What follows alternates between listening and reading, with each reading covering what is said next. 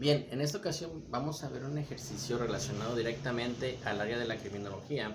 Aunque es parte de la física, vamos a ver justamente un análisis de un disparo, que es también parte de la balística exterior. Bien, en esta ocasión tenemos lo siguiente. Nos dice, el análisis forense de un homicidio indica que a una persona de 1.85 metros de altura se le disparó en la frente, 5 centímetros abajo de su altura total, desde una distancia horizontal de 320 metros, con una inclinación del impacto de 20 grados con respecto al horizontal, con una velocidad igual a 400 millas sobre hora. Como no se encontró el proyectil, se necesita saber la velocidad de salida para indicar el tipo de arma, la altura de donde fue realizado el disparo y el tiempo que tardó en impactarse. Bien, aquí tenemos los datos en un diagrama en el cual nos indica que esta altura a la cual fue hecha el disparo, pues no la conocemos. La velocidad de salida del arma tampoco, ni el ángulo de inclinación. Pero sí sabemos que fue hecho el disparo a una distancia de 320 metros en forma horizontal. A la persona de 1,85 metros de altura le pegó el impacto en la frente 5 centímetros abajo, por eso le ponemos una altura de 1,80 metros. Según el análisis forense, de acuerdo a los daños efectuados en la persona, pues que una velocidad de 400 millas por hora con un ángulo de inclinación en la entrada de 20 grados. ¿Sí? También nos piden pues el tiempo, que no lo tenemos. Bueno, de acuerdo a esto, debemos de pasar a hacer el análisis. Lo primero que tenemos que hacer es checar las unidades a las cuales nos están dando. Recuerden que en el análisis de este tipo de ecuaciones, de este tipo de problemas, ocupamos el sistema internacional. Por lo tanto, esta velocidad de impacto de 400 millas sobre hora, debo de hacer una conversión de unidades a metros sobre segundo. Bien, veamos. Aquí tenemos la conversión. Tenemos 400 millas por hora multiplicado por la equivalencia de millas a metros. Pongo que una milla en la parte de abajo para que se elimine con la milla de la parte de arriba. Son 1609 metros en una milla. Y en una hora hay 3600 segundos. Pongo una hora en la parte de arriba para que se elimine con la hora de la parte de abajo de aquí. Bien, por tal motivo entonces estas unidades se eliminan hora con hora y nos queda solamente metros y segundos. Multiplicamos 400 por 1609 y dividido entre 3600 y me da 178.78 metros sobre segundo, la equivalencia en metros sobre la velocidad en millas. Bien, después de tener ya las unidades correctas, tenemos que empezar a descomponer, en este caso, el vector velocidad de 400 millas por hora, que equivale a 178.78 metros, descomponerlo en la X y Y, componente horizontal y componente vertical de la velocidad de impacto, que es la que nos están dando. Recuerden, la velocidad final en X, en este caso la componente X va a ser aplicado con la función coseno y la componente vertical Y con la función seno. Entonces la multiplicación de la velocidad de impacto por el coseno del ángulo nos va a dar el resultado de la componente horizontal de X de la velocidad de impacto, ¿sí? Entonces 178.78 por el coseno de 20 nos da 168 metros sobre segundo, la componente horizontal de esa velocidad de impacto.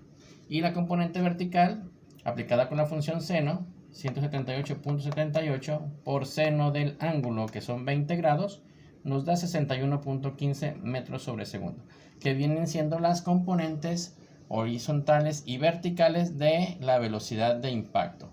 Si vemos el diagrama, tendríamos la componente vertical aquí y la componente horizontal por acá, ¿sí?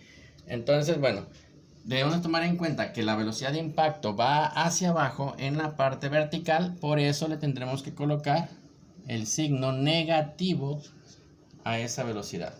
Ok, teniendo ya las componentes de la velocidad de impacto, que es la que nos dan, tenemos que buscar una ecuación de aceleración constante de las que tenemos tanto para vertical como horizontal, en la cual tengamos una sola incógnita.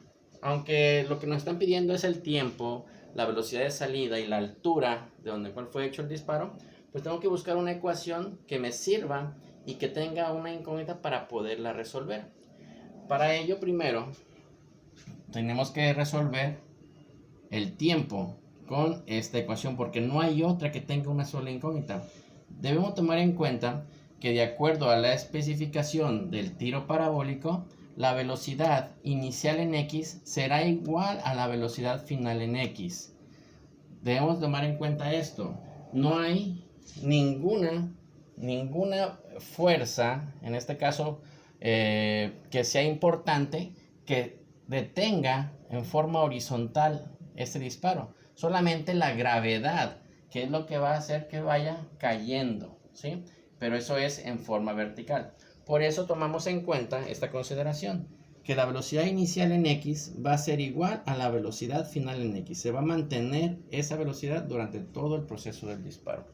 Bien, teniendo ya la ecuación seleccionada, pongo la posición final en X, o sea, el alcance que tuvo el impacto del disparo fueron 320 metros. Desde la posición inicial en X nos damos como consideración 0, porque es el punto de partida aquí, ¿sí? El punto inicial. Y la posición final en X será acá, 320 adelante. Entonces, por eso, la consideración es 0. Velocidad inicial en X. Consideramos que la inicial es igual a la final, la cual tenemos aquí. Entonces, bien, teniendo entonces la velocidad inicial en X igual a la final, pues tenemos a 168 multiplicada por el tiempo. Recuerden, aquí 0 se elimina, 168 que está multiplicando el tiempo pasa dividiendo a 320. Al hacer la división, resulta que el tiempo que tardó el impacto desde que salió del arma es de 1.9 segundos. Bien, ya tenemos calculado el tiempo, aquí lo tenemos ya en nuestros datos iniciales, junto con las componentes horizontales y verticales de la velocidad de impacto, ¿sí? Recuerden que la velocidad de impacto era de 400 millas por hora, tenemos la conversión de unidades a metros sobre segundo y tenemos nuestras componentes. Ok, lo siguiente que nos están pidiendo es la velocidad inicial, la velocidad de la salida del arma. Entonces, la ecuación que me ayuda para encontrarla es la ecuación número 1 en las verticales, velocidad final en Y igual a la velocidad inicial en Y más la aceleración en Y, que es la gravedad, por el tiempo. Bien, dijimos que la componente vertical de la velocidad de impacto, que está negativa, menos 61.15, aquí está. La incógnita velocidad inicial en Y, la gravedad negativa, va hacia abajo, por el tiempo de 1.9, que fue lo que calculamos. Haciendo el despeje, primero multiplicamos menos por más, 9.81 por 1.9 me da menos 18.64. Este valor, que es negativo, lo paso para el lado izquierdo con signo contrario, que nos queda positivo. Menos 61.15 más 18.64 igual a la velocidad inicial en Y.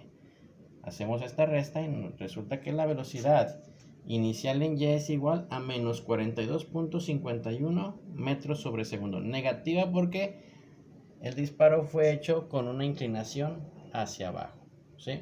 Veamos el diagrama siguiente. Tenemos aquí ya las componentes de velocidad de salida. Recuerden, la velocidad en X de impacto es la misma que la velocidad de salida del arma, porque no hay nada que lo frene, ¿sí? Como una desaceleración que sea importante como la gravedad. Entonces, tenemos 168 metros sobre segundo en X y 42.51 negativo en Y hacia abajo, ¿sí? Entonces, bueno, aquí tenemos un triángulo rectángulo que se forma y ocupamos saber la magnitud de la velocidad de salida. ¿Cómo encontramos esto? Pues con el teorema de Pitágoras. Aquí tenemos la componente vertical, que es 42.51, y la componente horizontal. Aquí tenemos el teorema de Pitágoras, raíz cuadrada de los cuadrados de esos catetos. Entonces tenemos una velocidad final de 173.29 metros sobre segundo. Entonces elevamos al cuadrado 168 y elevamos al cuadrado 42.51, se suman y le sacamos raíz cuadrada y nos da este resultado. Es la velocidad de salida del arma en metros sobre segundo. ¿Con qué inclinación salió el disparo para poder impactarse en la persona a 320 metros? Pues bueno, lo aplicamos con la función tangente, cateto opuesto 42,51 sobre el cateto adyacente y le aplicamos tangente a la menos 1. Nos dan 14,20 grados de inclinación con respecto al horizontal para poder aplicar, en este caso, el disparo a la persona, ¿no? El ángulo de inclinación está aquí, ¿sí?